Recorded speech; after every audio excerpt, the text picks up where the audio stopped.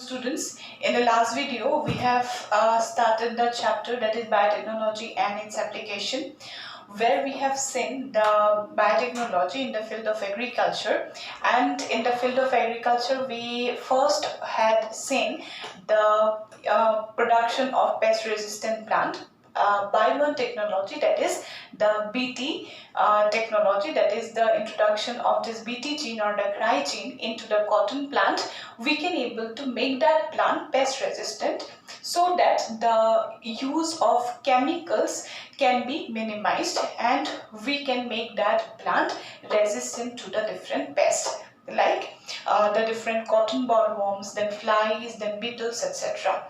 So in this video we will see to obtain the pest resistant plant, same technology, by another biotechnological process, that is the RNA interference technology or RNAi technology. So just see, this RNAi technology is actually, this technology is present in each eukaryote, in all the eukaryotes as a defense mechanism. Okay, so it is normally present in all of the eukaryotes as a defense mechanism. This is very much important. RNAi, that is normally present in all the eukaryotes.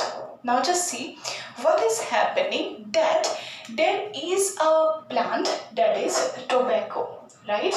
So in that tobacco plant there is a pest, okay, and what is the name of the pest? That is Meloidigyne incognitia.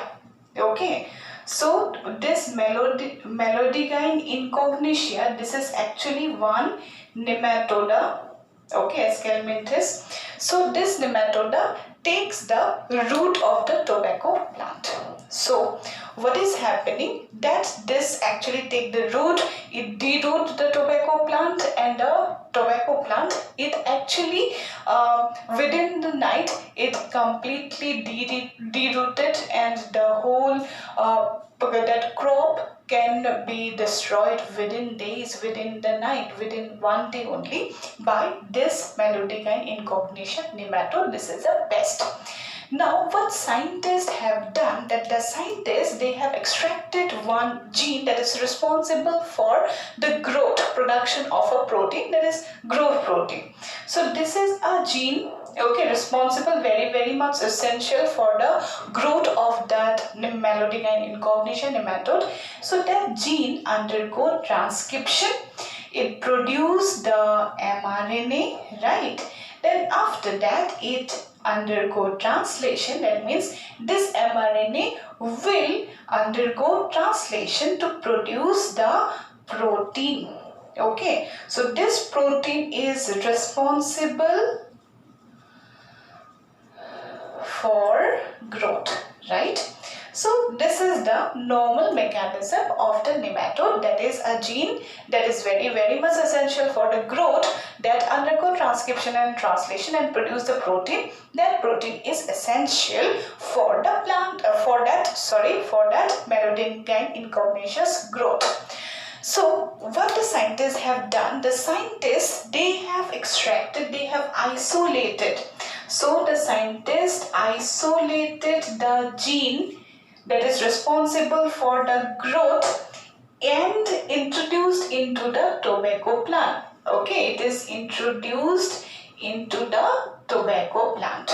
Okay, so whenever the gene is introduced into the tobacco plant, then what will happen, that this tobacco plant, this specific gene will undergo transcription and produce one double-stranded RNA.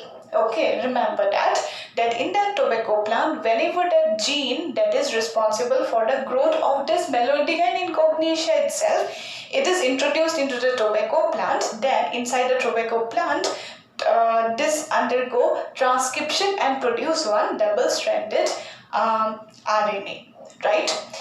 Now after that, just see, it is present in that tobacco plant, right? Now after that, just see what happens. Suppose this Meloidigyne incognitia now are coming in the night, take the root of the tobacco plant.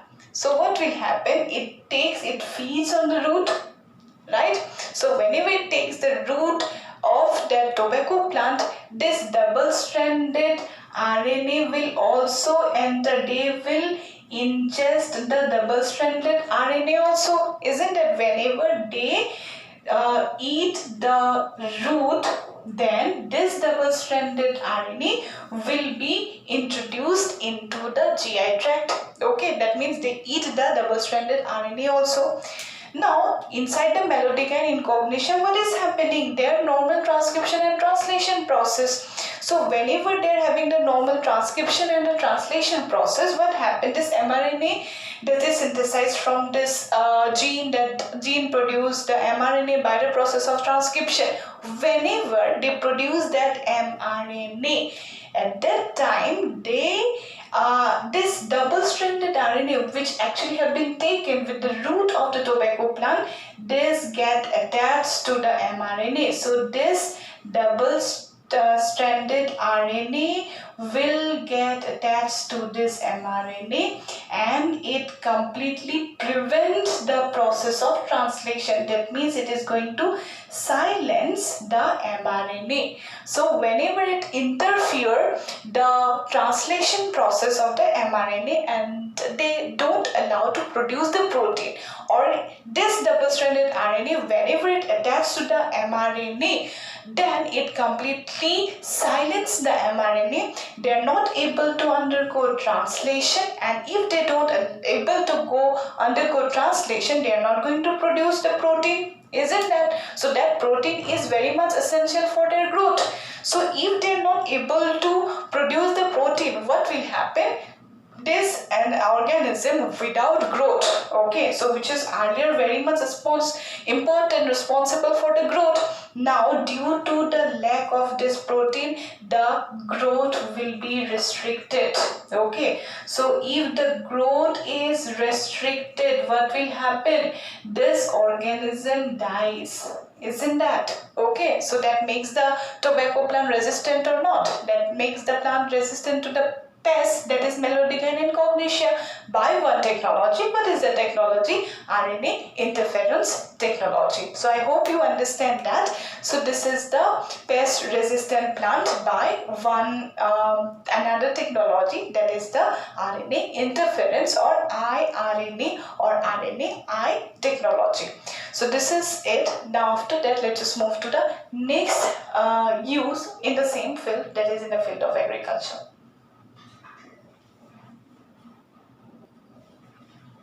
Now after that, just see the next use in the field of agriculture is to obtain the protein of interest from the plant.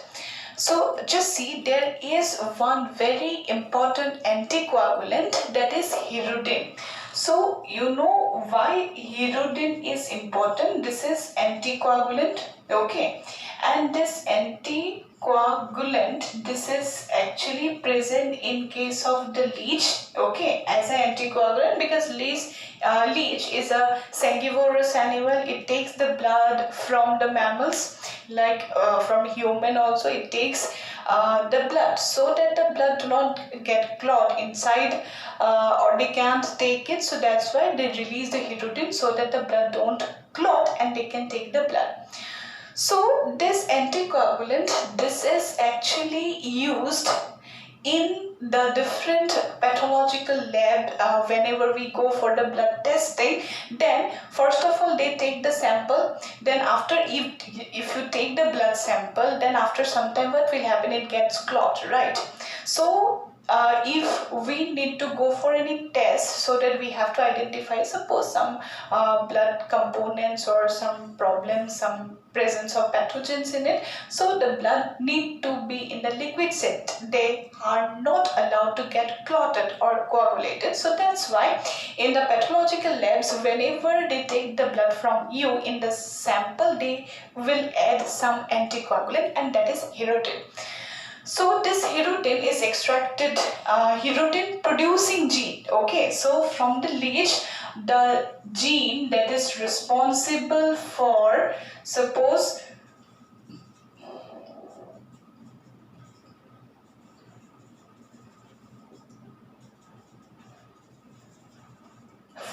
production of hirudin protein. See, in the leech what happened, there is a gene present, so that gene is undergoing transcription, produce the mRNA, and after that it produce the protein, that is hirudin protein, by the process of translation.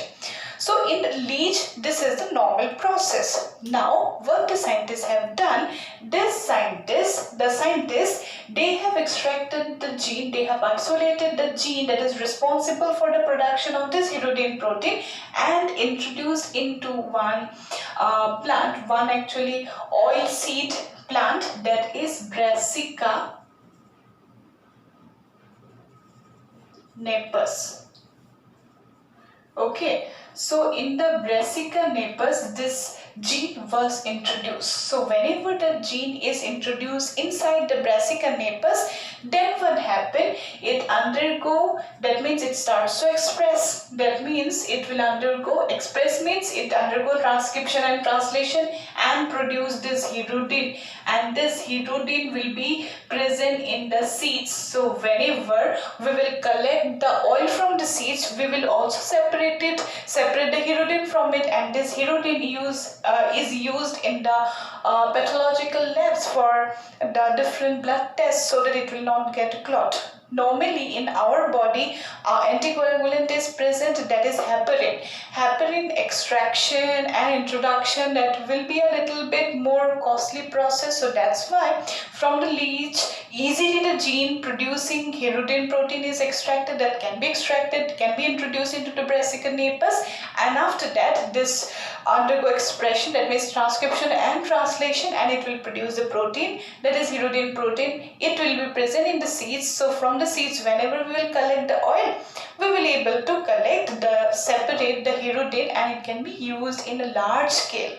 Alright, so this is another very interesting use of extracting or producing the anticoagulant hirudin by the normal, very simple process in the biotechnology. This is possible. This is made possible by just a simple technique, production of this hirudin in large scale. Just the leech is taken, the gene that is going to produce this hirudin protein is extracted, inserted inside the plant, that is Brassica napus, and this Brassica napus will produce this hirudin protein, right? So this is another very important use of biotechnology in the field of agriculture. After that, let's just move to the next one.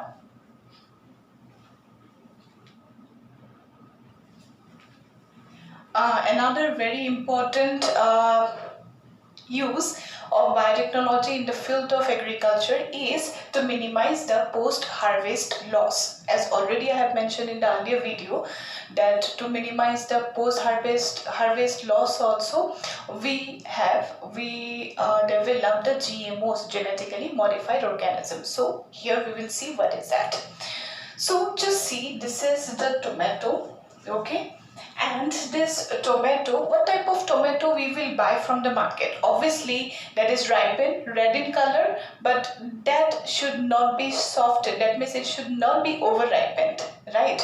So this tomato that is going to have high value, or they have more demand in the market, that is red in color also, because the green color tomato we are not going to buy if it is not even ripened in the green stage. We are not going to buy, and if it is suppose over ripened also, we are not going to buy the tomato. What we need, that the tomato should be red in color, properly red in color, and also they need to be tightened. The skin should be tight. It should not be softer, that indicates over ripening stage. So just see this tomato, if we allow completely to get red in the plant, then during the transportation, whenever suppose it is harvested around, suppose a few kilometers, suppose 1,000 kilometers away, then we will bring it out from that harvest areas, from that field. Then after that, whenever it is reaching the market, within that period of time, this tomato get over ripened, and that is not gonna sell, isn't that? So that's why a concept have been developed, a very important technology. What is that? The development of one GMO, that is the flavor saver tomato. So what is the flavor saver tomato? Just see, one scientist, the scientist is McGregor. Okay, so McGregor, he actually developed a concept by which he developed that type of tomato, that is the flavor saver tomato, which is also known as the McGregor's tomato, which is red in color and it is increasing the shelf life. That means it is not going to get over ripened, right? It will be red in color, but it will be not getting over ripened. So what McGregor did, so see, there is a gene, that gene is the PG gene, right? So what is the PG gene? This is galactouronase.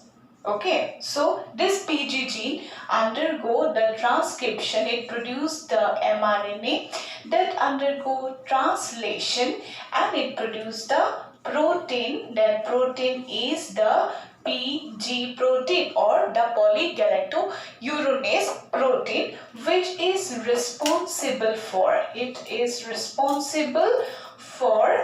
ripening process. Okay, it is responsible for ripening process. So what that scientist McGregor did, that in that tomato plant, suppose this is the tomato, in the tomato plant, what he had done, he just collected the PG gene, he isolated the PG gene into the plant, into the tomato plant. In the tomato plant, that gene undergo transcription, and after that it will produce the mRNA. Okay, it will undergo the transcription to produce the mRNA. But after that, what he had done, that by one reverse transcription process, okay, by reverse transcription process, one complementary DNA was synthesized in laboratory by McGregor, and this cDNA is introduced into the plant. Okay, so this cDNA is now present in the plant. Now what will happen, that that plant, that is the transgenic tomato plant, that is the flavor saver tomato plant, already this cDNA, complementary DNA for this PG gene is present. Now whenever it is supposed to get ripened, it is completely red in color suppose, then actually what is going to happen, that PG gene is present, so this PG gene will undergo transcription, then after that it will produce the mRNA. As soon as it is producing the mRNA, the cDNA already present in the plant, that scientists have introduced that cDNA into the plant.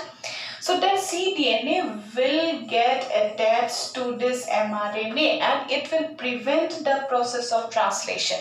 So if it is not undergoing translation, that means the PG protein, which is responsible for ripening, it will not going to produce. So if the ripening protein is not producing, then how this tomato will be over ripened, isn't it? It will be ripened, but it will be not over ripened. So we will able to collect it from the suppose the harvest area, suppose 1,000 kilometers away also, and it will go to your kitchen by the market, then it will also not get over ripened. So this is one very useful technology by which we can able to decrease the post harvest loss, because tomato is one fruit which get over ripened and we are not going to buy. And tomato, it is very much useful. Actually it is not vegetable, it's a fruit. So this fruit is very much important, essential for human body, because it has a lots of various vitamins, essential elements, and full of antioxidants too. So that's why it is very much important to save, to increase the shelf life. So how it will be increased the shelf life of the tomato by this technique. One type of tomato, transgenic and transgenic plant, that is the GMO flavor saver tomato, is developed by the scientist McGregor. So that's why the tomato is also known as McGregor's tomato. Let's just move to the next part. After that, we'll move to the last part of the application of biotechnology in the field of agriculture, is to enhance the nutritional value. Already I have mentioned in the earlier video that golden rice, it's not exactly golden but yellowish in color. This golden rice is a variety of Oryza sativa which have one additional vitamin, that is the vitamin A precursor, that is beta carotene. So just see two scientists, the scientists names are Inko Potricus and Peter Baer. They developed the golden rice by introducing a beta carotene synthesizing gene, okay, into the rice plant. So whenever that gene is introduced into the plant, inside the plant that gene will undergo transcription and translation, and it will produce the beta carotene. So this beta carotene is actually one precursor of the vitamin A. So that plant, that seeds, that means the rice, this rice will be also with carbohydrate will have the beta carotene, which is a precursor of the vitamin A. So by getting this golden rice in our diet, we can get additional vitamin value, that is vitamin A. So just see that gene, that is the beta carotene producing gene, from where it is extracted. That question came in NEET 2 years back. That is a plant, that is daffodil. You know daffodil. Okay, so from the daffodil, this beta carotene producing gene was extracted, inserted inside the plant Oryza sativa, and inside the plant it undergo transcription and translation, and it produced the beta carotene. So this beta carotene, whenever it takes this beta carotene, it's a precursor of vitamin A inside our body, it will produce the vitamin A. So yes, that is the last application of biotechnology in the field of agriculture that is given in your NCERT book. Otherwise, lots of other applications in the field of agriculture are here. It's countless. So to enhance the nutritional value, that's all up to the use of biotechnology, application of biotechnology in the field of agriculture we have discussed. So in the next video, we will see the applications in the field of medicine. So that's all about the application of biotechnology in the field of agriculture. I hope you understand. Thank you.